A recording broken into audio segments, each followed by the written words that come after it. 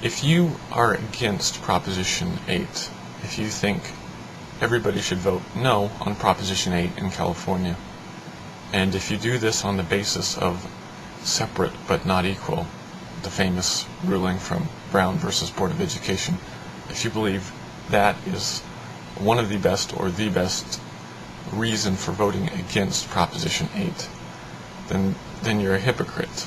Let me explain. If separate but not equal is something that's applicable to the situation with Proposition 8, if it's applicable to marriage, then what about the kids? Allow me to explain. Why are you okay with society condoning a setup, condoning a condition in which kids will end up being born into conditions where they will be separate from the other gender? That is, they will be separate from they'll only have mothers or they'll only have fathers. Why is that separation considered equal? Why is that separate but equal?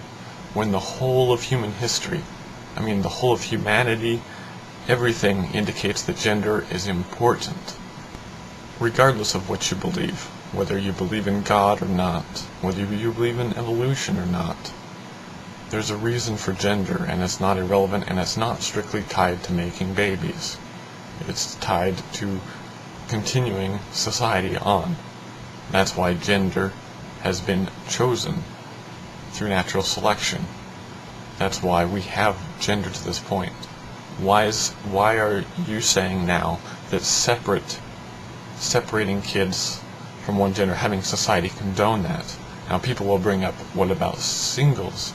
Are you going to force them to marry, or are you going to take away their kids? No. This is about ideals for society, and the way society goes about promoting ideals is by giving incentives, by setting up incentives, and that's what marriage has been through the legal means, as we've incentivized it because we want it to happen, but we don't force it on people. But if we condone it, if we condone marriage as being between any two people regardless of gender, then we are saying that it can be separate for kids. They can be separated from one gender or another as far as close paternal connection. And don't give me this, oh well, they have other male figures. That doesn't fly. We're talking about close real parental figures, whether adopted or they're born into them, but people that are there all the time, every day for them. People that are legally bound to them. Why are you saying it's okay? Why this hypocrisy that it's okay for kids to be born with just mothers or just fathers, and in that way they're separate? They genuinely are separate. Why is that okay? Avoid hypocrisy. Vote yes on Proposition 8 if you're in California.